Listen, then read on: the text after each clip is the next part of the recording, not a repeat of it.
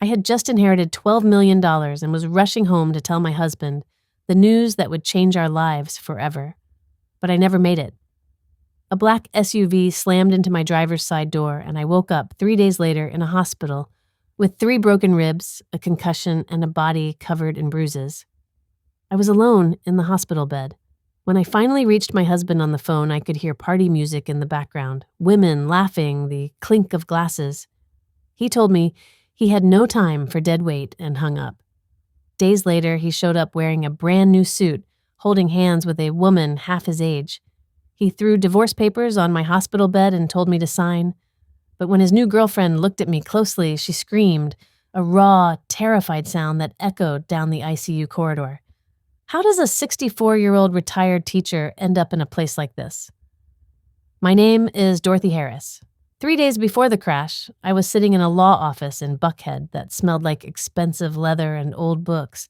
The kind of place where the carpet is so thick your feet sink into it and the receptionist offers you coffee in real china cups, not styrofoam. I was there because my Aunt May had died. Aunt May was my father's older sister, the one who'd moved to California in the 60s, and married a man who invented something to do with semiconductors. I never quite understood what. She'd made a fortune and spent 50 years living in a house overlooking the Pacific Ocean, sending Christmas cards with photos of herself on beaches I'd never see. We weren't close. I'd seen her maybe 5 times in my entire life. The last time was at my father's funeral 15 years ago. She'd flown in, stayed 2 days, and left. I remembered thinking she looked lonely, despite all that money. So when Mr. Pemberton's office called and said Aunt May had left me something in her will, I assumed it was a few $1,000s, maybe some jewelry, enough to finally fix the leak in our roof that Leonard kept saying he'd get to, but never did. I was dead wrong. Mr. Pemberton was a tall man in his 70s with silver hair and kind eyes that had probably seen every kind of family drama there was. He sat across from me at his massive mahogany desk and slid a folder toward me. "Mrs. Harris," he said gently, "your aunt left you everything." I just stared at him, my mouth dropping. The house in Malibu has already been sold as per her instructions. The proceeds, combined with her investment portfolio, have been placed in a trust. He paused, watching my face. "The trust is valued at $12 million. The room tilted. I actually grabbed the armrests of my chair. "I'm sorry," I whispered. "What did you say?" $12 million, Mrs. Harris. After all taxes and fees, I couldn't breathe, couldn't process. 12 million.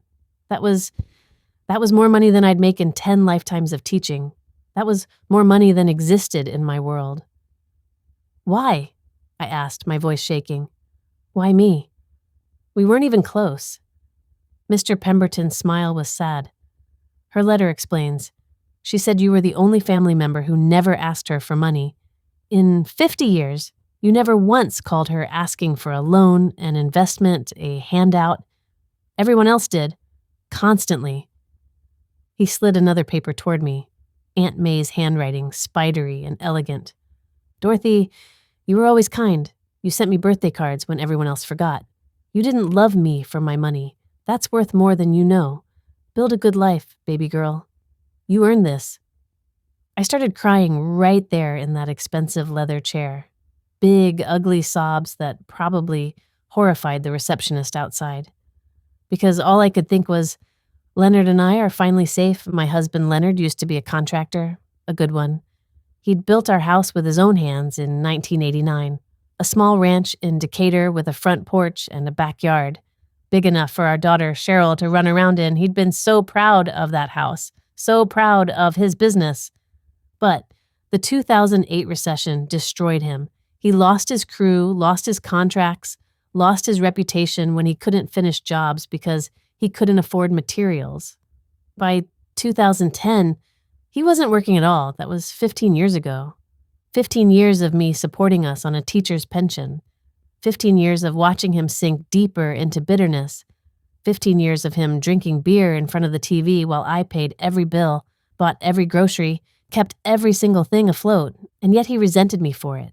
He never said it out loud, but I felt it, in the way he'd sneer when I mentioned money, in the way he called my pension charity, in the way he'd mock my little teacher salary that somehow kept a roof over his head. I'd stayed because, well, 35 years of marriage, you don't just walk away from that, and some part of me kept hoping the Leonard I'd married, the one who danced with me in our empty house the day we got the keys, who'd held my hand through 18 hours of labor with Cheryl, who used to call me his dotty girl. That man was still in there somewhere, but sitting in Mr. Pemberton's office, holding that letter from Aunt May, I knew, it's going to be okay now. The money will fix everything. He won't have to feel like a failure anymore. We can travel, relax, be happy. I was so naive. Mr. Pemberton spent the next hour explaining the trust. It was ironclad, unbreakable. Only my signature could authorize any transfer of funds, not Leonard's. Not even if we were married. Not even if something happened to me, unless I was declared legally incompetent and a conservator was appointed. Your aunt was very specific about this, Mr. Pemberton said. She'd seen too many fortunes torn apart by family fights. This money is yours and yours alone, Mrs. Harris. Protect it. I nodded, barely listening. I was already planning what I'd say to Leonard, how his face would light up. I shook Mr. Pemberton's hand. He introduced me to the estate attorney who'd be managing the trust, a sharp-eyed woman named Vivian Clark who'd handle all the paperwork. We shook hands, made polite conversation. She gave me her card. Then I walked out of that office building into the parking garage, got into my 2004 Honda Civic with the dent in the passenger door and 140,000 miles on it, and I cried. Happy tears, relief tears, thank you, Jesus tears. I pulled out my cell phone, the flip phone Leonard always made fun of me for keeping, and I made a quick call. Then I felt a flutter in my stomach, but I shook it off, started the car, put on my blinker, and pulled out of the parking garage into the bright Atlanta afternoon. I took I-85 north toward Decatur. It was 2:47 p.m. on a Tuesday. Traffic was light. I had the radio on, the gospel station I always listened to. I was singing along to His Eye is on the Sparrow, my hands tapping the steering wheel, thinking about how we could finally fix the roof, maybe take a trip, maybe even help Cheryl and Marcus with their bills. I never saw it coming. One second I was singing. The next, my rearview mirror was filled with the massive grille of a black SUV. It was going so fast, and it wasn't slowing down. And then it slammed into my driver's side door like it was trying to push me off the road. The Honda spun. The world became a blur of sky and concrete and the terrible sound of metal screaming. My head cracked against something. Glass exploded. My ribs snapped. The last thing I remembered was my car hitting the concrete barrier and thinking, very clearly, this is how I die. Then nothing. Just darkness. And when I opened my eyes again, everything I thought I knew about my life was gone. The beeping was the first thing I heard. A steady, rhythmic beep, beep, beep that cut through the fog in my brain like a knife. I tried to open my eyes. The fluorescent lights felt like they were stabbing directly into my skull. Everything hurt, a sharp, tearing pain that made it hard to breathe. I was in a hospital room. Grady Hospital. I'd find out later. The room was cold and sterile, smelling faintly of antiseptic and something metallic that made my stomach turn. I tried to sit up. A white-hot spike of pain shot through my chest and I gasped, falling back against the pillow. Easy, honey. Easy now. A nurse appeared at my bedside. She was an older woman with kind eyes and exhaustion written in every line of her face. Her scrubs were faded blue. Her name tag read Patricia. You've been in an accident, she said, gently adjusting something on the IV pole next to my bed. A bad one. You've been here 3 days. You were in a coma for most of it. We weren't sure you were going to make it. 3 days. I'd been unconscious for 3 days. My husband, I croaked, my throat feeling like sandpaper. Leonard, does he know I'm here? Miss Patricia's face did something I couldn't quite read. A flicker of pity, maybe sadness, or like she knew something but didn't want to tell me. Honey, she said carefully, choosing her words like she was walking through a minefield. There hasn't been anyone here to see you. No, that's impossible. You have to call him, please. The number's in my phone. I looked around frantically for my belongings. "We called him," Miss Patricia said quietly. "Multiple times. The number you had listed as your emergency contact. No one answered. No one came." The room seemed to tilt. "But maybe he's traveling. For work, he sometimes—" I stopped. Leonard hadn't worked in 15 years. There was no work travel. There was no reason he wouldn't answer, unless he didn't want to. "I need to call him," I said, my voice breaking. "Please, I need to let him know I'm okay." Miss Patricia hesitated, then nodded. She handed me the phone from the bedside table, one of those heavy hospital phones with big buttons. My hands were shaking so badly I could barely dial. It rang once, twice, 3 times. Then he picked up. But I didn't hear his voice first. I heard the music, loud music with a heavy bass that thumped through the phone speaker. I heard glasses clinking. A woman's high-pitched laugh, bright and carefree. Was he at a party? "Yes?" His voice was sharp, annoyed. "Leonard," I whispered, and my voice cracked. "Leonard, it's me. It's Dorothy." Silence. Not the shocked silence of someone who'd been worried sick. Just silence. "I'm in the hospital," I said, the words tumbling out. "I was in an accident. A bad one. I've been here 3 days. I need you to come. Please, I'm scared." "And? What do you want me to do about it?" Just like that, as if I'd told him I was at the grocery store. I couldn't speak, couldn't process what I was hearing. Then I heard a long, heavy sigh from him. "Dorothy, I don't have time for dead weight. You got yourself into this mess. You can get yourself out." "What?" "Leonard, no, I was in a car crash. A truck hit me. I have broken ribs. I was in a coma." "I'm busy," he said, and the coldness in his voice was like a physical slap. The line went dead. I sat there, the phone pressed to my ear, listening to the dial tone. Miss Patricia was pretending to check my IV, but I could see anger in the tight set of her jaw. "He hung up on me," I said. The words felt strange in my mouth. Miss Patricia turned to face me, looking guilty. "Mrs. Harris, I need to tell you something, and I'm real sorry about this, but you need to know." My heart started pounding, sending fresh waves of pain through my broken ribs. "Your husband was here," she said. My head snapped up. "Day 1, right after they brought you in from the crash." She took a breath. "But he didn't come to see you." The machines seemed to get louder, the beeping, the humming, everything. "Security footage shows him at the front desk," Miss Patricia continued, her voice gentle but firm. "He told them he was your husband. Said he needed to collect your personal belongings to keep them safe at home." My mouth went dry. "They gave him your purse, your wallet, your credit cards, everything." "And this morning," Miss Patricia said, pulling a piece of paper from her pocket, "billing flagged your account. Someone's been using your credit cards." She handed me the printout. $8,000 in 3 days. I looked at the list of charges. Tiffany, the Capitol Grill, Morton's Steakhouse, Ritz-Carlton, Atlanta. The shaking started with my hands, then it rippled through my whole body. "He was here while I was dying," I said slowly, trying to understand. "And he didn't ask if I was going to make it?" Miss Patricia shook her head, her eyes glistening with sympathy. "I'm so sorry, honey." I lay back against the pillow, stared at the ceiling tiles. One of them had a water stain that looked like a bird, because if I didn't focus on something, anything, I was going to scream. For 3 days, I'd been lying here, broken and alone while he was living it up with my credit cards, taking someone to expensive restaurants, buying jewelry. The betrayal was so complete, so absolute, it almost didn't feel real, but then I remembered something. I had made a phone call from the parking garage right after leaving Mr. Pemberton's office. I'd been so happy, crying with joy.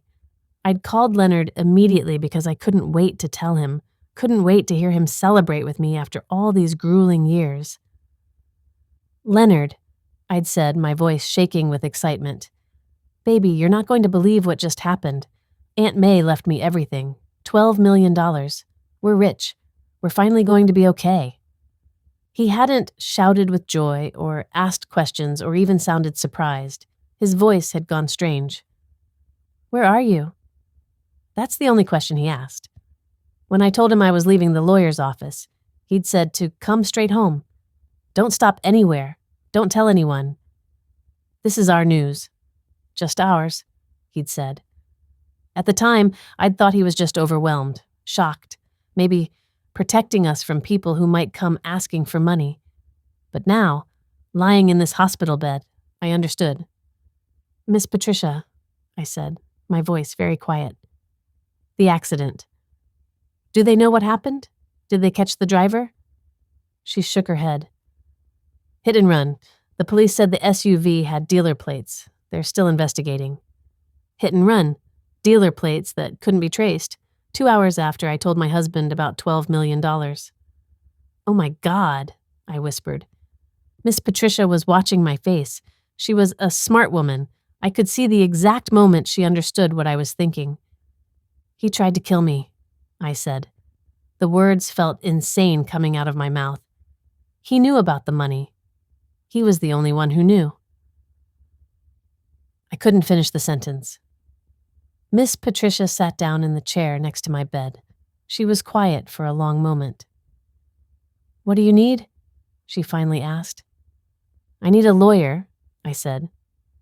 "Not the police, not yet. I need to talk to Mr. Pemberton, the man who told me about the inheritance." She nodded and handed me the phone. Mr. Pemberton answered on the second ring. When I told him what had happened, the crash, Leonard's theft, the credit card charges, he was silent for so long I thought the call had dropped. "Mrs. Harris," he said finally, his voice grave, "don't say another word to anyone. Not your husband, not your family. I'm sending Vivian Clark to you right now. She'll know what to do." "The estate attorney?" "She's more than that. She's the best lawyer I know. Sit tight. Don't sign anything. Don't talk to anyone." He hung up. I sat there in that hospital bed, my mind racing. Leonard had tried to kill me. My husband of 35 years had tried to have me murdered for $12 million. But he'd made one critical mistake. He didn't know about the trust, didn't know the money was locked up tight, that only my signature could touch it. As long as I was alive and mentally competent, he got nothing. Which meant I was still in danger, because if he couldn't get the money with me alive, he'd need me either dead or declared incompetent. I was still processing this when Miss Patricia came back in, her face troubled. "Mrs. Harris, you have a visitor." My heart jumped. "Leonard?" "No, a woman. She says she's from the billing department, needs you to sign some insurance paperwork." Everything in me went cold. "Don't let her in," I said quickly. Tell her I'm sedated. Tell her I can't sign anything right now." Miss Patricia nodded and left. I waited, my heart pounding. 10 minutes passed. 20. Then my phone rang. The hospital phone. I picked it up. "Mrs. Harris?" A woman's voice, professional, clipped. "This is Vivian Clark. I'm downstairs. I'm coming up with 2 security guards Mr. Pemberton hired. Don't let anyone in your room until I get there." The line went dead. 2 minutes later, Vivian walked in. She was exactly as I remembered, sharp-eyed, professional, wearing a charcoal gray suit that probably cost more than my car. Behind her were 2 large men in black suits with "security" written on small badges. "Mrs. Harris," she said, closing the door behind them. One of the security guards positioned himself in front of it. "Tell me everything." So I did. The phone call, the crash, Leonard stealing my purse, the credit card charges, all of it. When I finished, Vivian was quiet. Then she pulled out her laptop. "The trust is secure," she said. "He can't touch it. But you're right, you're in danger. If he can have you declared mentally incompetent, he could petition the court to be your conservator. Then he'd control everything." "Can he do that?" I asked, my voice raspy. "If he has the right doctor, the right testimony." She met my eyes. "Mrs. Harris, he's going to come back. He's going to try to get you to sign something. Divorce papers, power of attorney, something. What do I do?" "You wait. You document everything, and when he comes..." She smiled, but it wasn't a nice smile. You let him hang himself. Leonard came 3 days later. I heard him before I saw him. His voice in the hallway, loud and jovial like he was greeting old friends. Yeah, my wife's in this room, just checking on her. The door opened. He walked in wearing a suit I'd never seen before. Navy blue, perfectly tailored. He looked good. Better than he had in years. His hair was freshly cut. He'd shaved. Even his shoes were new. Expensive leather Oxfords that clicked on the linoleum. He was beaming. Dorothy, he said like we were old friends running into each other at the grocery store. You're looking better. Had us worried for a bit there. He walked further into the room. That's when I noticed he wasn't alone. A woman followed him in. She was young, late 20s at most. Beautiful in that polished, expensive way. Smooth skin, natural hair styled in sleek locks, wearing a cream-colored silk blouse tucked into tailored pants that probably cost more than my monthly pension. Designer bag, expensive jewelry, and Leonard had his arm around her waist, not her shoulders, her waist, possessive and intimate. She was looking at me with something between pity and boredom, like I was a chore she had to get through. Dorothy, Leonard said, pulling the young woman closer. This is Vivian, my fiancé. The word hit me like a physical blow. Fiancé? We've been together for 6 months now, he continued, smiling at her like a lovesick teenager. She's been such a support through all of this. Through your situation. The young woman gave me a tight smile. She was beautiful, confident, everything I wasn't anymore. I'm sorry you're going through this, she said, but her voice was flat, like she was reading from a script. Vivian's a lawyer, Leonard added proudly. Works at a big firm downtown, Pemberton and Clark. She's been helping me navigate all the legal complications. My blood ran cold. Pemberton and Clark. That was Mr. Pemberton's firm, the firm handling Aunt May's estate. She's been incredible, Leonard continued. So patient with me, helping me understand my rights, making sure I'm protected. Your rights? I managed to say. Well, yes. Leonard's smile tightened. You're my wife, Dorothy. For now. Which means, legally, I'm entitled to certain considerations. Especially given your condition. The accident did something to you, baby. His voice took on that patient, condescending tone. The doctors have been very clear. Memory problems, confusion, you're not thinking straight. The young woman, Vivian, pulled a folder from her designer bag. Mrs. Harris, I've prepared some documents that will make everything easier for everyone. Just a few signatures. She set papers on my bedside table. I could see the headers. Divorce petition, power of attorney. This isn't necessary, I said, my voice shaking. It absolutely is, Leonard said firmly. Vivian's explained it all to me. As your husband, I need to be able to manage things for your own protection, the money from your aunt. How do you know about that? I interrupted, looking at the young woman. She blinked. Sorry. How do you know about my aunt's money? Leonard told me, of course. He said you'd come into some money and that's when you started acting erratically. That's often what happens with head trauma combined with sudden wealth. People become paranoid, irrational. What's your full name? I asked. She looked confused. Vivian Clark. My heart was pounding. And you work at Pemberton and Clark? Yes, I'm a junior partner. Why? What kind of law do you practice? Estate law, primarily. But I'm helping Leonard with his divorce proceedings as a favor.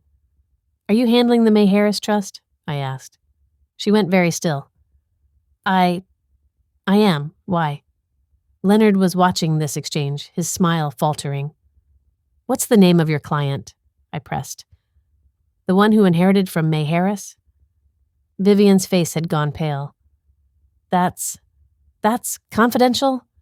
Her name is Dorothy Harris, I said. Dorothy May Harris. That's me. The room went completely silent. Vivian stared at me, then at the hospital chart clipped to the foot of my bed. She grabbed it with shaking hands, her eyes scanning the page. Oh my God, she whispered. What? Leonard said sharply. What's wrong? Her name? Vivian's voice was shaking. You said your wife's name was Dorothy Vance. You said she was a different person. That's her maiden name. No! Vivian whirled on him. You told me your ex-wife, Dorothy Vance, had abandoned you years ago, that she'd taken everything in the divorce, that you were alone. Leonard's face went white. You said... Vivian's voice was rising. You said you just found out about a long-lost aunt who'd left you a fortune, that you needed help managing it, that we could build a life together with that money. Vivian, baby, let me explain. She pointed at me, her hand shaking. She's my client, the Dorothy Harris who inherited the May Harris Trust. That's her. I watched Leonard's face cycle through emotions, panic, calculation, then, finally, cold fury. So what? He said, his voice hard. Yeah, I'm still married. So what? She's as good as dead anyway. You saw what the doctors said?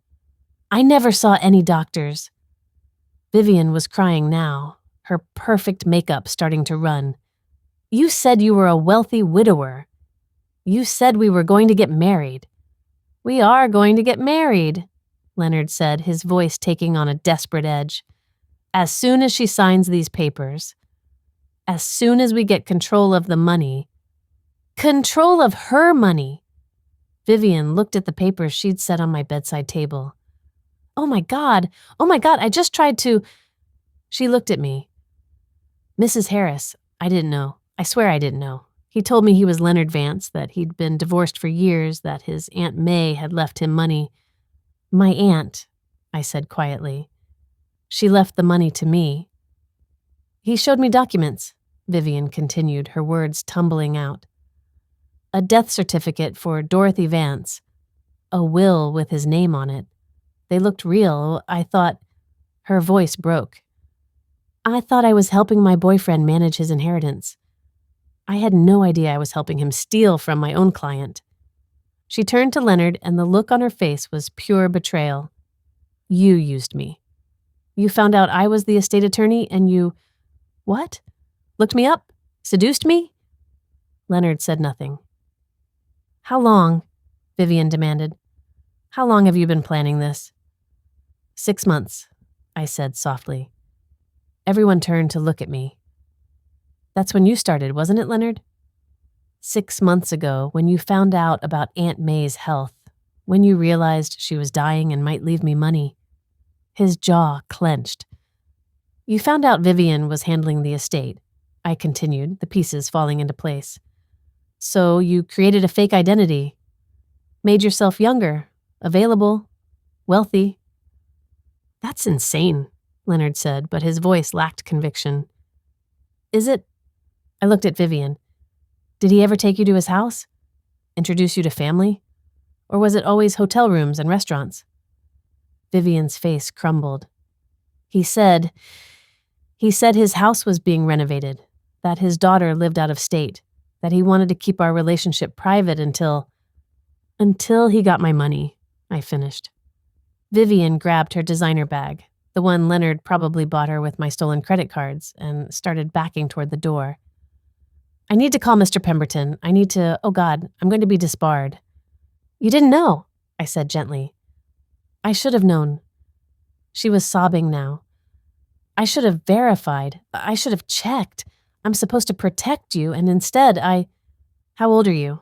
I asked. 27. And how long have you been practicing law? 2 years. I just made junior partner last month. This was my first major estate. Mr. Pemberton trusted me. Vivian, I made my voice firm. He conned you. That's what he does.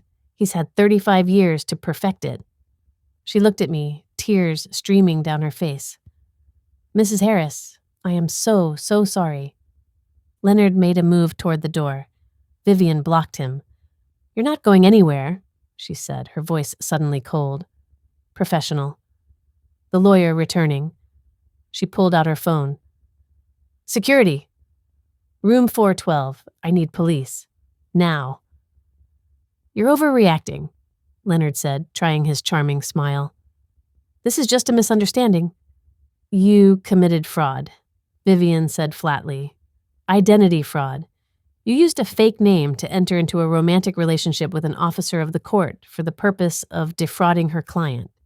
You paid for our dates with stolen credit cards, Mrs. Harris's stolen credit cards, and she looked at me. When did you tell your husband about the inheritance? The day of the accident. 2 hours before. Vivian pulled up something on her phone. Her fingers were still shaking, but her voice was steady. The SUV that hit you was rented 3 hours before the crash, under a shell company. Want to guess who owns it? Leonard's face went from white to gray. That's insane. Is it? Vivian's voice was rising again. Because I've been sleeping with you for 6 months, Leonard. 6 months of you asking me questions about the May Harris Trust, about probate law, about what would happen if the beneficiary died or was declared incompetent. I thought you were just curious about estate planning, but you were pumping me for information, using me. The door burst open, but it wasn't security. It was Cheryl. My daughter stood in the doorway, perfectly put together in her Lululemon and designer sunglasses, holding a Starbucks cup. She took one look at the scene, Leonard against the wall, a crying woman next to him, me sitting up in bed watching, and froze. Daddy, she said, what's going on? You said she was ready to sign. Everything stopped.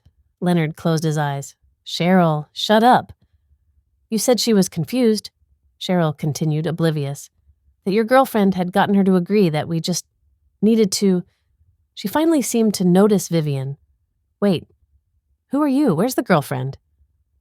I'm the girlfriend, Vivian said, her voice like ice. Cheryl's face went slack. What? No, you're supposed to be the lawyer, Daddy said. I am the lawyer, Vivian said. I'm both. And your father has been using me to defraud his own wife, your mother, who also happens to be my client. Cheryl's Starbucks cup slipped from her hand. Coffee spread across the floor like blood. Daddy, you said she didn't know, Cheryl whispered. You said your lawyer girlfriend didn't know who Mama was. You said, I said, shut up, Leonard roared. But it was too late. You knew, I said, looking at my daughter. You knew about Leonard and Vivian. You knew he was using her. Mama, How long, Cheryl? How long have you known your father was cheating on me? She didn't answer. She's known since the beginning, Vivian said quietly, looking at something on her phone. I found your number in Leonard's phone, listed as baby girl. She held up the screen. You've been giving him advice on how to handle me, what to say. Mama, please, Cheryl said, tears starting to fall. Please, you don't understand. Marcus's practice. We're drowning. We were going to lose everything. The house, the cars, Tyler and Madison's school. So, you helped your father try to kill me? No. It wasn't supposed to. The truck was just supposed to scare you, make you realize you needed help, make you want to put your affairs in order. The truck that almost killed me, I said, my voice very quiet, was just supposed to scare me. Cheryl was crying openly now. It wasn't supposed to go that far. And then, when you survived, Daddy said we had Plan B, the girlfriend. She could get you to sign everything over. While he was sleeping with her, I said, using her. She was just a tool, Cheryl said desperately. Daddy didn't really care about her. He was doing it for us, for the family. I'm standing right here, Vivian said, her voice shaking with rage. Cheryl finally looked at her, saw the tears, the betrayal, the devastation on this young woman's face. I'm sorry, Cheryl whispered. Security arrived then, real security, and behind them, Atlanta police. Vivian had called them while we were talking. These two, she said, pointing at Leonard and Cheryl, her voice steady now. Professional. Conspired to commit fraud, grand larceny, and... She looked at me. I took a breath. Attempted murder. Cheryl collapsed, fell to her knees on the floor, sobbing. Mama, please, please, the kids. Tyler and Madison need me. The police moved in, read them their rights, cuffed them both. Leonard was still trying to charm his way out. Officers, this is a misunderstanding. My wife is confused. The head trauma. Mr. Harris, Vivian said coldly. I have 6 months of text messages between you and your daughter planning this fraud. I have bank records showing you paid for our dates with your wife's stolen credit cards. I have the shell company documents for the SUV rental and, she looked at the police. I have recordings. Everyone stopped. Recordings? Leonard said, his face going gray. I'm an estate lawyer, Vivian said. I record all conversations about clients' assets. It's standard practice, including every conversation I've had with you for the last 6 months. She pulled up her phone and pressed play. Leonard's voice filled the room. Once she signs the power of attorney, we're set. You'll manage the money, I'll have access through the marriage, and in a few years when she dies, it's all ours. Vivian's voice, younger, naive. When she dies? Leonard, that's morbid. Baby, she's 64 and had a head injury. How long can she really have? And if we need to speed things along, well, accidents happen. The recording stopped. The room was silent. Leonard looked at me then, and instead of shame or regret, I saw hatred, pure, venomous hatred. You won't get away with this, he hissed. That money should be mine. 35 years I put up with you. And 15 of those years I supported you, I said quietly. Paid every bill, kept you fed and housed while you sat on the couch feeling sorry for yourself. You made me feel like nothing. You are nothing, I said. You're a man who tried to murder his wife and seduce a young woman to steal money that was never yours to begin with. They dragged him out, still screaming threats.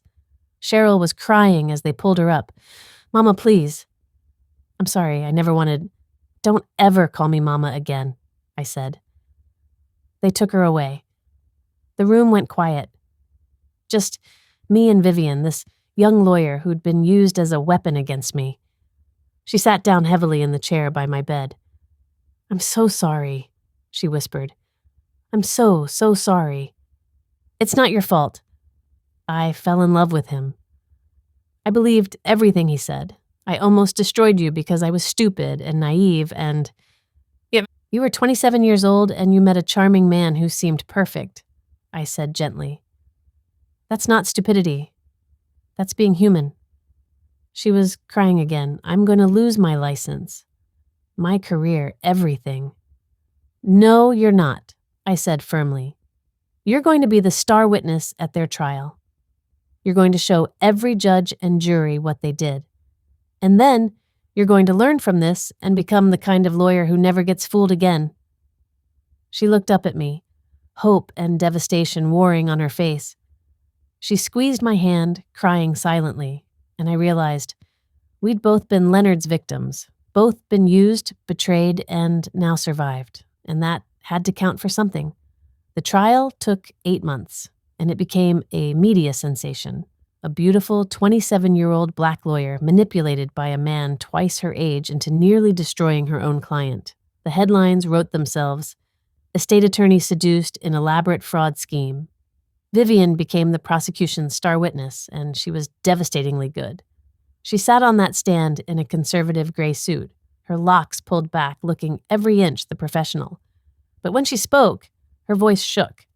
Leonard's lawyer tried to discredit her on cross-examination, suggested she'd known all along, that she was in on it and only turned when she got caught. But then the prosecution played the recordings. Vivian's voice, young and in love. Leonard, I keep thinking about what you said, about starting a family. Do you really mean it? Leonard said, Of course, baby. Once the Harris money is secured, we can do anything. Buy a big house, have those kids you want. Leave Atlanta if you want. Just be patient a little longer. The jury heard Vivian's genuine confusion, her manipulation, her gradual realization that something was wrong. They heard Leonard coaching her on what to say to me. They heard him rehearsing lies. And they heard the most damning recording of all. The one Vivian had captured 3 days before my accident, when she'd left her phone recording accidentally in Leonard's car. Cheryl asked, Daddy, what if the accident doesn't work? What if she survives? Leonard replied, Then we go to Plan B. The girlfriend thinks Dorothy is losing it anyway. We'll have her declared incompetent. I'll get conservatorship. And if that doesn't work? Shirley's voice. Then we wait. She's 64. How long can she really have? One way or another, your mother won't be a problem much longer. The recording ended. The courtroom was dead silent. Leonard's face was white as paper. The prosecutor walked slowly to the jury box. Ladies and gentlemen, you just heard a father and daughter calmly discussing how to steal from and potentially murder their wife and mother. Not in anger, not in passion, but as a business transaction. The evidence against Marcus was just as damning. The shell company that rented the SUV, his medical practice, was the sole investor. The $30,000 payment to the driver traced back to Marcus's offshore account. They'd hired a professional, a man with a record who specialized in accidents.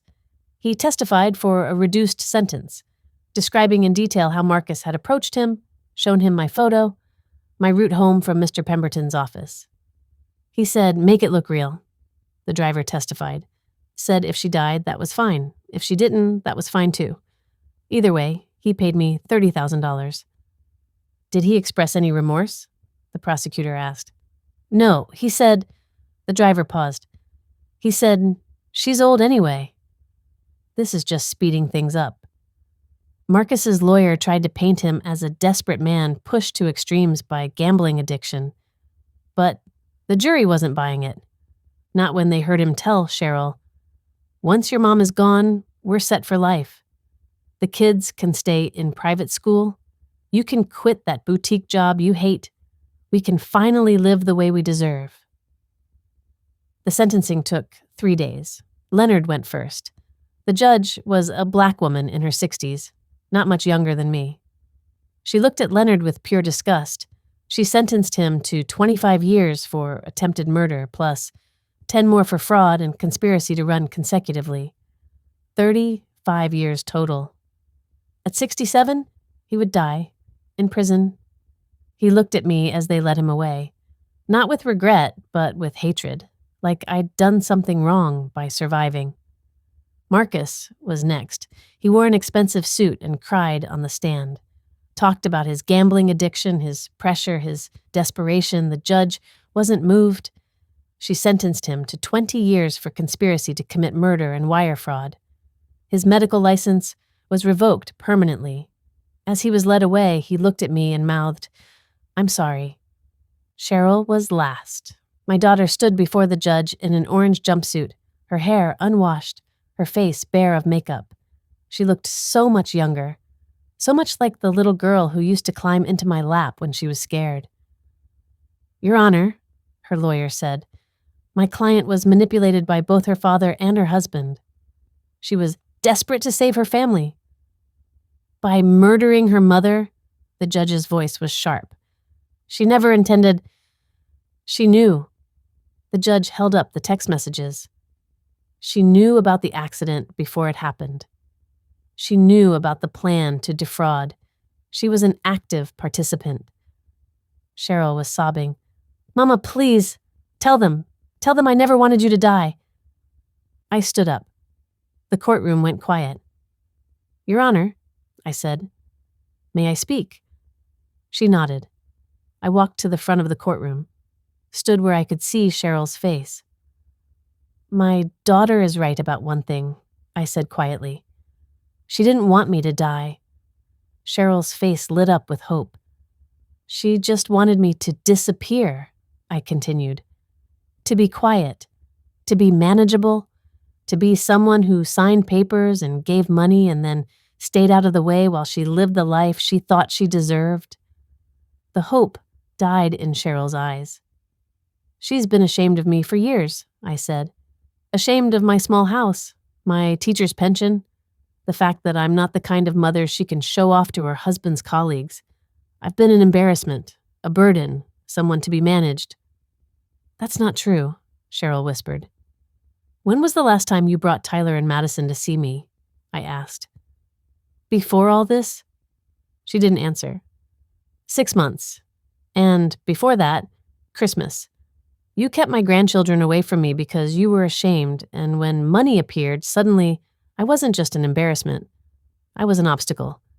You knew about the accident before it happened, I said, my voice breaking now. You knew your father was having an affair.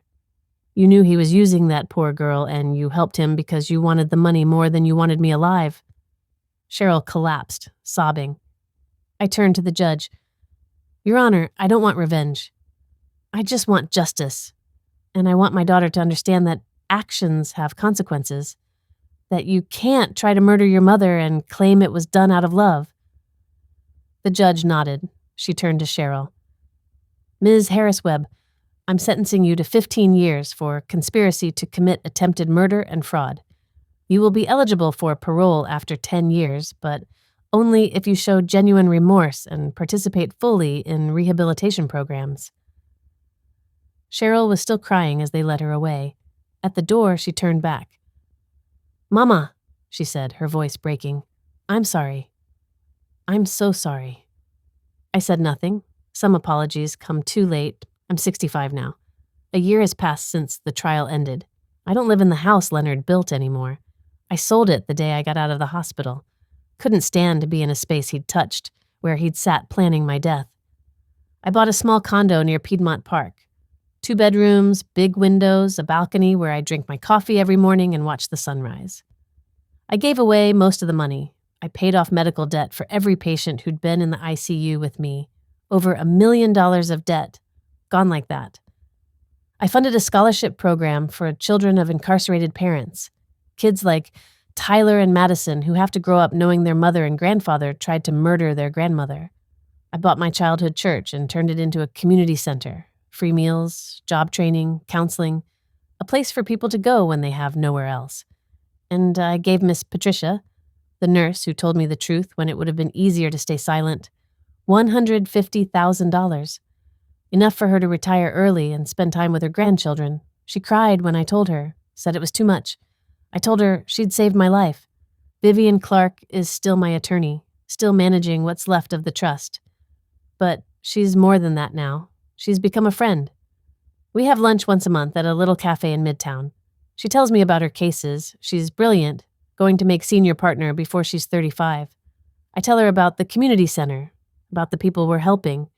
She's in therapy now, working through the trauma of what Leonard did to her. Some days are harder than others. I keep wondering what I missed, she said last week over coffee. What signs I ignored. He was a professional con artist, I told her firmly. He'd been practicing for 35 years. But I'm supposed to be smart. You are smart. Which is why you figured it out the moment you saw my chart. Some people would have kept the con going. You didn't. She smiled, but it was sad. I haven't dated anyone since. Can't imagine trusting someone again. You will, I said. When you're ready. And you'll be more careful, but you won't be broken. He doesn't get to break you. She squeezed my hand. Thank you, Mrs. Harris. Dorothy, I corrected. Call me Dorothy.